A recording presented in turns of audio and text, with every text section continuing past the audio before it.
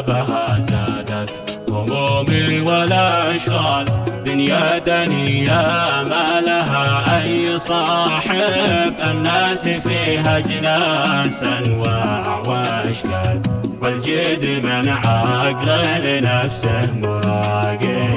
طبيعة الأيام ما هي على حال، طبع الزمن غدار والدهر عايب، من يصدقك بالقول يصدق بالأفعال، واللي كلامه كذب بالفعل كاذب.